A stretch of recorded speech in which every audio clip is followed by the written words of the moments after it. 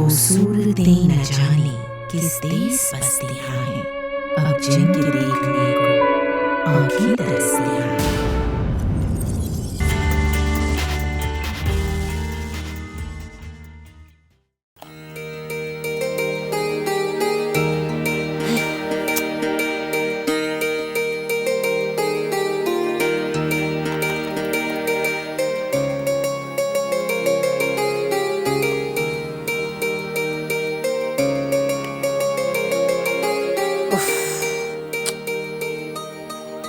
आदाब नाज़रीन। कोई भी साइट मुजाहिदे आज़ादी रतिराम के बारे में मालूमात फराहम ही नहीं करती, जिन्हें समाज सुधार की बेलौस कोशिशों की बदौलत स्वामी श्रद्धानंद और गांधी जी ने देश बंधु का लक़ब दिया था। दिल्ली के तारीखी इलाके पहाड़गंज करोल बाग से गुजरने वाली मशहूर सड़क, जिस पर से हम लोग न जाने कितनी बार आते जाते हैं, ये सोचे बिना कि आखिर ये सड़क किसके नाम पर है। देश बंधु नाम से कुछ तालीमी इदारे भी हैं, पर शायद ही वहाँ के मुलाजिमीन और तुलबा इस हकीकत से वाकिफ हों कि आखिर देश बंधु कौन थे।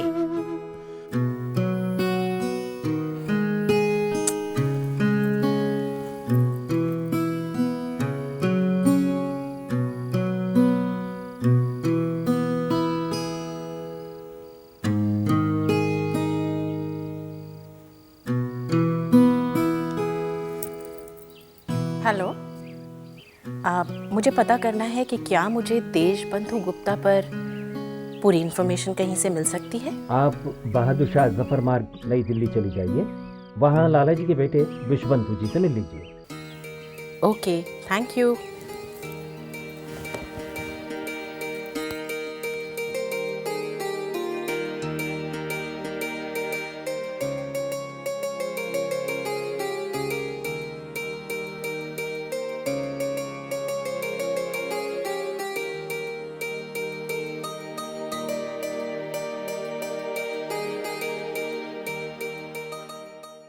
लाला देशबंधु गुप्ता का मानना था, निष्काम सेवा लोक धर्म का मूल है। मुल्क और कौम के मसाइल हर वक्त आपको फिक्रमंद रखते, खासतौर से गरीबी। आप अक्सर कहा करते थे, हमारे भारतवर्ष में बहुत गुर्बत है। अगर इंसान एक एक दाने की कीमत को समझेगा तो मुल्क से भुखमरी खुद ही खत्म हो जाएगी। आर्य समाज और तहरीक आज़ादी हिंद का पैगाम दूर दूर तक मशहूर करने की गरज से स्वामी श्रद्धानंद ने 7 नवंबर 1923 को दिल्ली से उर्दू रोज़नामा तेज की शुरुआत की थी। लाला देशबंधु गुप्ता इस अखबार के मैनेजिंग एडिटर थे। फिर 23 दिसंबर 1926 को स्वामी श्रद्धानंद के गुजर जाने के बाद इस अखबार की पूरी जिम्मेदारी उन्हीं के कंधों पर आन पड़ी थी। जाने माने मुजाहिदे आज़ादी गोपीनाथ अमन और जनाब धर्मपाल गुप्ता आपके साथी थे। चूंकि लाला जी खुद मुख्तलिफ तहरीकों से जुड़े थे, इसलिए उनके पास हालाते हाजरा का आंखों देखा हाल होता था। ऊपर से उनका कलम भी कागज पर बेबाकी से चलता था।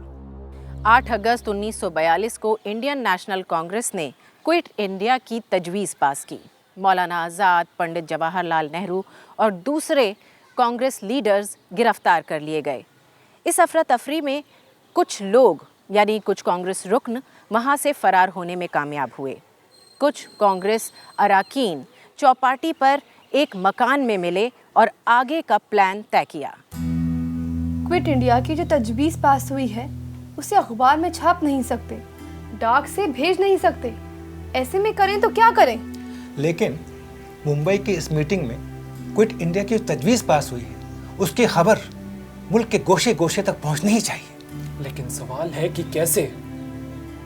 हम इस तजवीज़ की कसीर तादाद में कॉपियां टाइप करवा लेते हैं, फिर इस तरह जो कॉपियां तैयार होंगी उन्हें हम ले जाकर अपने अपने इलाकों में बांट देंगे। जी, ये ठीक रहेगा।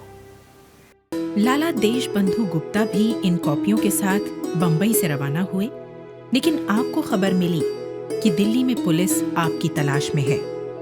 इसलिए आप आगरा के स्टेशन पर उतरे और गोरखा सिपाही का भेष बदलकर बचते बचाते बजरिए सड़क दिल्ली पहुंचे और यहाँ पहुंचकर टाइप हुआ मसौदा तकसीम किया। इस रूपोशी में आप 2 साल रहे और अपने साथियों के साथ मिलकर दस्ती प्रेस के जरिए अखबार निकालते रहे।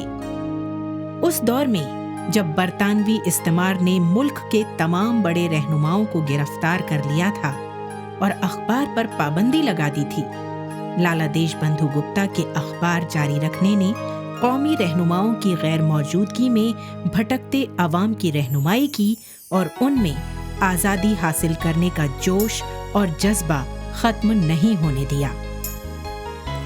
आप 1944 में पकड़े गए। अदालत ने आपको 2 साल की सजा सुनाई। मियांवाली, लाहौर और मुल्तान जेलों में रहे। ये आपका 7वां और आखिरी सफरे जेल था। आपने छूतछात, जहेज, बाल विवाह और हिंदुस्तानी अवाम पर अंग्रेज हुकूमत के मजालिम के बारे में खुलकर लिखा। क्वेटा में आए जलजले में हजारों की तादाद में लोग मारे गए। लाला देशबंधु गुप्ता ने तेज में खुलकर लिखा कि ये हुकूमत की नाअहली की वजह से हुआ। अगर मदद, दवाइयाँ, डॉक्टर वगैरह वक्त पर दस्तयाब कर दी जाते तो मरने वालों की तादाद कम की जा सकती थी। आपका उस्लूब फ्रांसीसी मुसन्निफ वोल्टेयर के उस्लूब से मिलता जुलता था, सादगी भरा मगर चुभने वाला। 1949 में आपने अंग्रेजी अखबार इंडियन न्यूज़ क्रॉनिकल की जिम्मेदारी संभाल ली थी। आज ये अखबार इंडियन एक्सप्रेस के नाम से जाना जाता है। 1857 के बाद अंग्रेज़ों ने हिंदुस्तानियों की तहजीब, तमद्दुन, सकाफ़त और ज़बानों को नज़रअंदाज करना शुरू कर दिया था ताकि हिंदुस्तानियों में एहसास कमतरी पैदा हो जाए और वो अंग्रेज़ों के सामने सर ना उठा सकें। साथ ही अंग्रेज़ अपनी तहजीब और ज़बान को फ़रोग़ दे रहे थे। ऐसे में हिंदुस्तान की सरज़मीन पर बहुत सी तहरीकात शुरू हुईं। उन्हीं में से एक थी आर्य समाज। आर्य समाज ने हिंदुस्तानियों को वेदों से जोड़ने की कोशिश की। आर्य समाज ने पंजाब को अपनी लपेट में ले लिया था और हसास तबीयत नौजवान इससे अनछुए नहीं रहे थे। ऐसे ही नौजवानों में से एक थे पानीपत के शादीराम। शादीराम अर्जी नवीस होने के साथ साथ एक मुसन्निफ भी थे जो उर्दू के मुख्तलिफ अखबारों में मज़ामीन लिखा करते थे। उनकी किताब इल्मे हिंसा का मंबा वेद है अपने वक्त की मशहूर किताब थी। इसी आर्य समाजी दानिश्वर के यहाँ 14 जून 1901 को लाला देशबंधु की पैदाइश हुई। लाला देशबंधु का असली नाम रतिराम था, जो बाद में देशबंधु गुप्ता के नाम से मशहूर हुए। इस हिसाब से देशबंधु गुप्ता को जन्मजात आर्य समाजी कहना गलत ना होगा।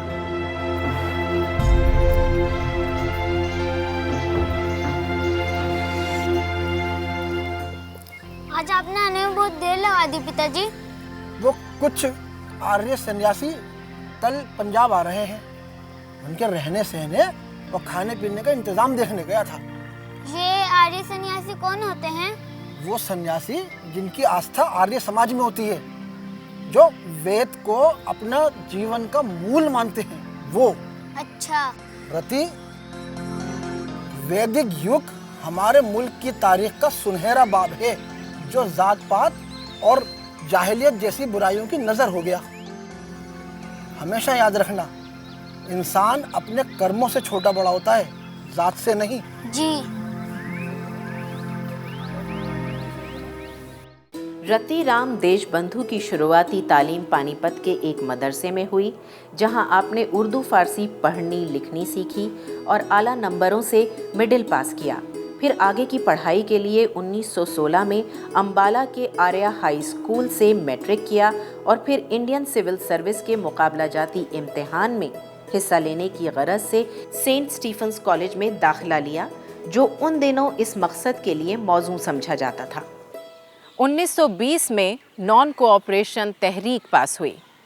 गांधी जी ने इसे मकबूल आम करने की गरज से जगह जगह के दौरे करने शुरू किए। इसी सिलसिले में गांधी जी भिवानी भी तशरीफ़ लाए। यहाँ पहली बार लाला देशबंधु गुप्ता ने गांधी जी को देखा और गांधी जी की शख्सियत से खूब मुतासिर हुए। नॉन कॉपरेशन पर मुझे यकीन है ये 1 साल में हमें स्वराज दिला सकता है। हिंदुस्तानियों को अदालतें, सरकारी नौकरियां, तालीमी इदारे छोड़ देनी चाहिए। सभी चरखे पर कते हुए सूत से बना वस्त्र पहने। जलसे में शिरकत के बाद देशबंधु सीधे सेंट स्टीफन्स दिल्ली पहुंचे और वहां के प्रिंसिपल मिस्टर रुद्र से मिले। क्या मैं अंदर आ सकता हूं सर? आओ। सर, ये क्या है?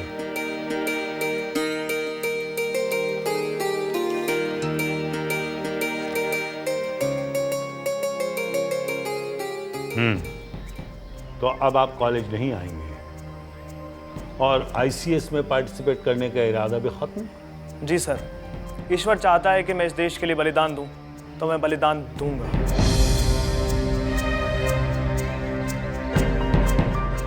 आप गांधी जी की नॉन कॉपरेशन मूवमेंट में भी शामिल हो गए हैं? जी सर, मैंने भिवानी में उन्हें पहली बार देखा। उनके नपे तुले अल्फाज और सादगी ने मुझे बहुत मुतासिर किया। मैंने ईश्वर को साक्षी मानकर इस मुल्क की खिदमत करने का आज़्म कर लिया है। अब मैं हिंदुस्तान में पैदा होने वाली रुई, ऊन और रेशम से हाथ के बने कपड़े पहनूंगा। All the best young man. Thank you sir. Saint Stephen's छोड़ने के बाद लाला देशबंधु गुप्ता ने तिलक स्कूल ऑफ पॉलिटिक्स में दाखिला लिया, जिसे लाला लाजपत राय ने बाल गंगाधर तिलक की याद में कायम किया था, ताकि जद्दोजहद आज़ादी में हिस्सा लेने के लिए उसूलों के पाबंद नौजवान तैयार किए जा सकें।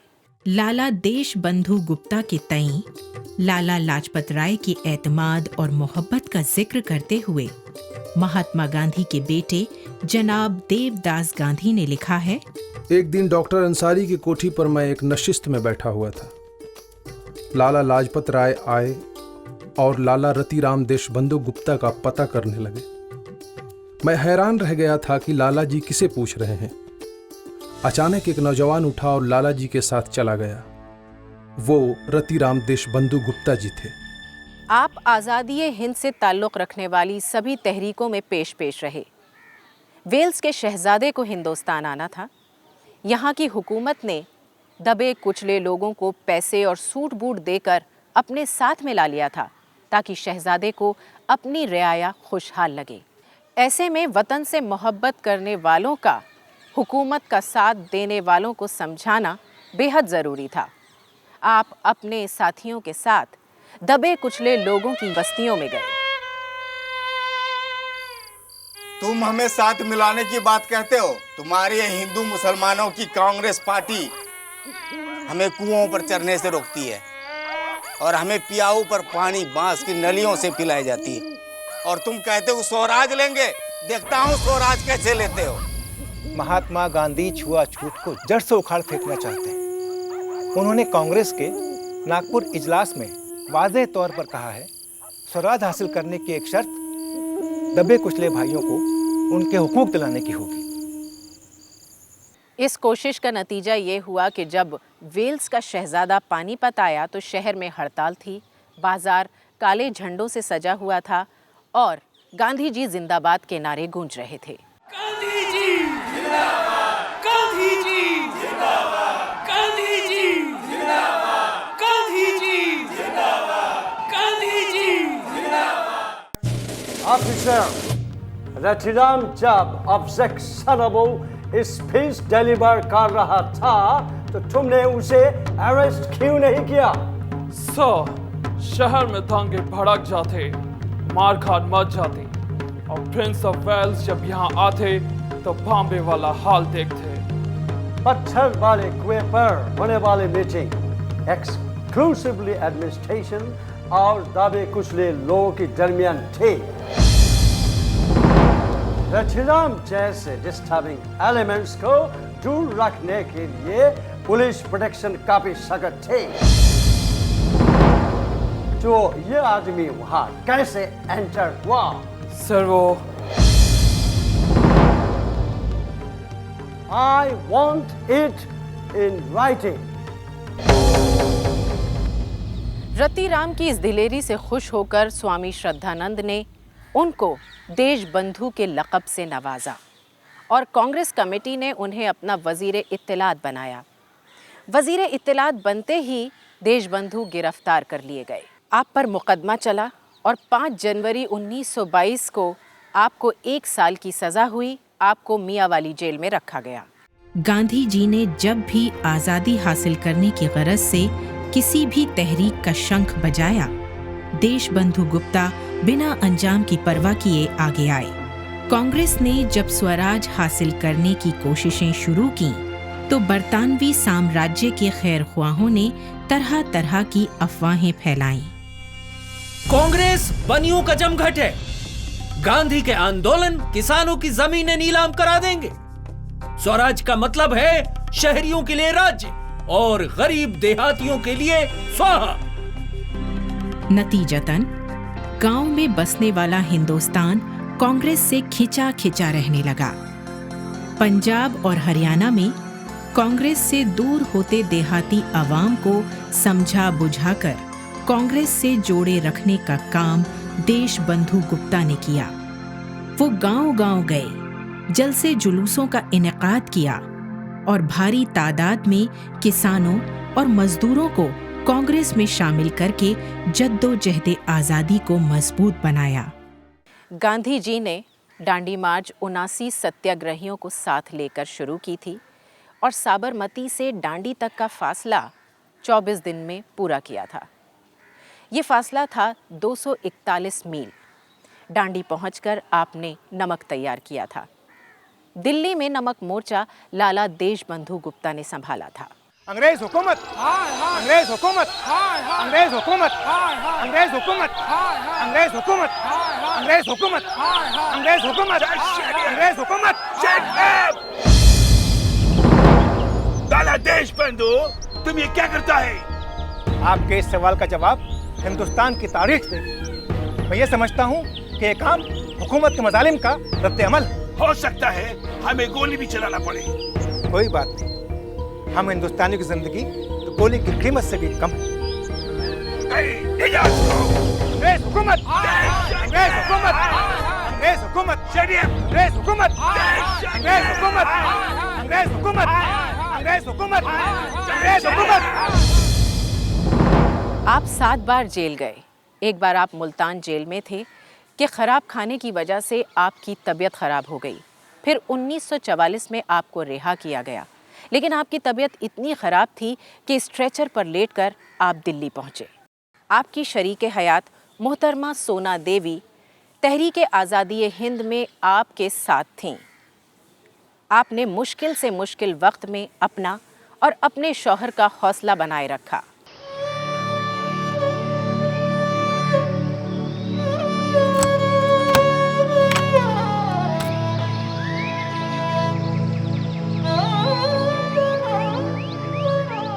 घर का सारा कामकाज करना, मेरे मुकद्दमों की पैरवी करना, जेल में मुझसे मिलने आना, आप कितना परेशान होती होंगी। मुझे कोई परेशानी नहीं होती।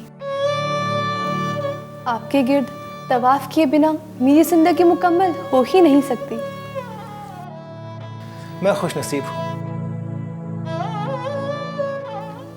आपकी वफाशुआरी और शौहर परस्ती बिल्कुल वैसी है जैसे सीता जी की रामचंद्र जी के लिए थी। वो तहरीक आज़ादी में पूरे तौर पर शामिल रहीं और तहरीक तर्क मवालात में बढ़ चढ़कर हिस्सा लिया। गिरफ्तार हुईं और अदालत में बिला हिचकिचाहट कहा, हम कबूल करते हैं कि हमने सत्याग्रह किया है, मगर हमारा कसूर सिर्फ ये है कि हम अपने मुल्क को आज़ाद और तरक्की की राह पर गामजन देखना चाहते हैं।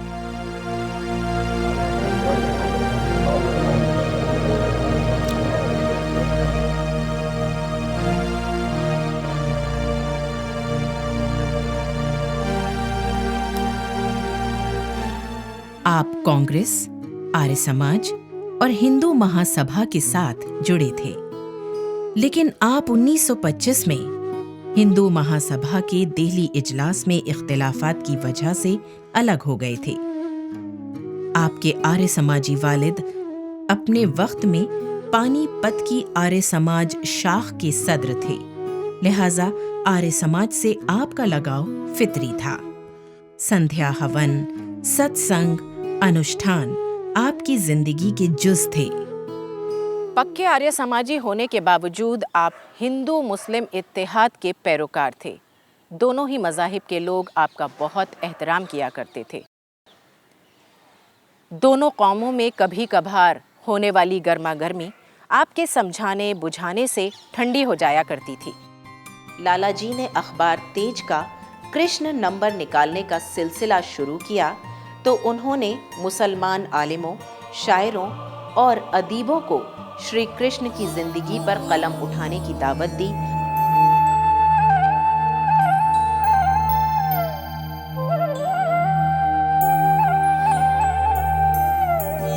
और एक नोट अखबार में लिखा, मैं ऐसा इसलिए कर रहा हूँ कि हिंदू और मुसलमान एक दूसरे के करीब आ जाएं, एक दूसरे के मज़हब के बारे में उन्हें वाकफियत हो, बदगुमानियाँ और गलतफहमियाँ दूर हों। यही वजह है कि हमें तेज के कृष्ण नंबर में हज़रत मौलाना अहमद सईद, ख्वाजा हसन निज़ामी, सैयद आसिफ अली बैरिस्टर, सीमाब साहब वगैरह के नाम मिलते हैं। आप आर्य समाजी भी थे और कांग्रेसी भी। यही वजह है कि आप दोनों पार्टियों में तालमेल बैठाने का काम बखूबी किया करते थे। गांधी जी आर्य समाज से मुताल्लिक़ कुछ गलत फहमियों की वजह से इस तंजीम के हक़ में नहीं थे। 28 मई 1924 को उन्होंने यंग इंडिया में आर्य समाज के खिलाफ एक मजमून लिखा था जो आर्य समाजियों को काबिल कबूल नहीं था।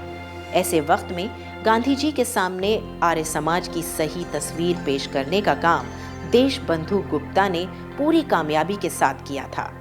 इस तंजीम से बददिल गांधी जी का दिल फिर ऐसा फिरा कि एक मौके पर आपने आर्य समाजियों की तारीफ में कहा, सत्याग्रह तो मैंने भी किया था, लेकिन आर्य समाजियों के सत्याग्रह ने तो मुझे भी मात दे दी। आप दिल्ली वाले नहीं थे, लेकिन जब दिल्ली आए तो दिल्ली का जादू आप पर भी खूब चला और फिर हम हुए तुम हुए के मीर हुए, तेरी जुल्फों के सब असीर हुए। दिहलवियत आपकी रगोपे में रच बस गई थी। दिल्ली से गहरा रिश्ता कायम कर लेने के बाद भी हरियाणा से आपका लगाव ज्यों का त्यों रहा। सारी उम्र आप इसी कोशिश में लगे रहे कि हरियाणा, जिसे अंग्रेज हुकूमत ने 1858 में पंजाब रियासत में जम कर दिया था, पंजाब रियासत से अलग कर दिया जाए ताकि हरियाणा सही मायनों में तरक्की कर सके। लाला जी दिल्ली म्यूनिसिपल कमेटी के मेंबर रहे। 1928 में पंजाब असेंबली के रुकन बने। आज़ादी के बाद आप दस्तूर साज असेंबली के मेंबर बन के आए। जब वो पार्लियामेंट में तब्दील हुई तो लाला जी उसके भी रुकन थे। पार्लियामेंट में लाला जी दिल्ली के मसाइल पर खुसूसी तौर पर तवज्जो दिलाते रहते थे। ये काफ़ी हद तक आप ही की कोशिशों का नतीजा था कि दिल्ली सी क्लास स्टेट बनी और 1952 के आम इंतखाबात के बाद यहाँ असेंबली वजूद में आई। लाला जी की एक खूबी ये भी थी कि आप मुश्किल से मुश्किल वक्त में भी हिम्मत और हौसले का साथ नहीं छोड़ते थे। एक बार आज़ाद हिंदुस्तान के पहले वजीर आज़म पंडित जवाहरलाल नेहरू ने मोहतरमा सरोजनी नायडू की सरबराही में पहली एशियन रिलेशन कॉन्फ्रेंस करने का फैसला किया। इस कॉन्फ्रेंस की तैयारी की पूरी जिम्मेदारी लाला देशबंधु गुप्ता के कंधों पर आ पड़ी। आपको 2 महीनों के अंदर इतने बड़े शामियाने को तैयार करवाना था जिसमें 10,000 लोग आसानी से समा सकें। साथ ही इस कॉन्फ्रेंस में शिरकत के लिए मुख्तलिफ एशियन ममालिक से आने वाले नुमाइंदों के रहने सहने और आओ भगत का भी इंतजाम करना था। लेकिन कॉन्फ्रेंस जिस दिन होनी थी उससे 4 दिन पहले ऐसा तूफान आया कि लाला जी की 2 महीने की मेहनत उसकी जद में आ गई। लाला जी पंडित नेहरू को लेकर पुराने किले के मैदान पहुंचे। पंडित जवाहरलाल नेहरू वहां का नजारा देखकर परेशान हो गए। शामियाना जमीन पर बिखरा पड़ा था। उन्होंने हैरानी और परेशानी में लाला जी को देखा। उस पर लाला जी ने बड़े सुकून के साथ कहा, हिंदुस्तान की पहली बैनुल अक़वामी कॉन्फ्रेंस ज़रूर होगी। सवाल मुल्क की इज्जत का है। लालाजी ने कुछ लोगों को साथ लिया, एक नया मंसूबा तैयार किया और 4 दिन में पहले एशियन रिलेशंस कॉन्फ्रेंस के इनेकाद के लिए शामियाना तैयार था। बहुत लाजमी था कि लालाजी आज़ाद हिंदुस्तान की दारुल सल्तनत दिल्ली के पहले वजीर आला होते, लेकिन उम्र ने वफा न की। डमडम हवाई अड्डे पर 22 नवंबर 1951 को हुए हवाई हादसे ने लालाजी को हमेशा के लिए हमसे अलग कर दिया।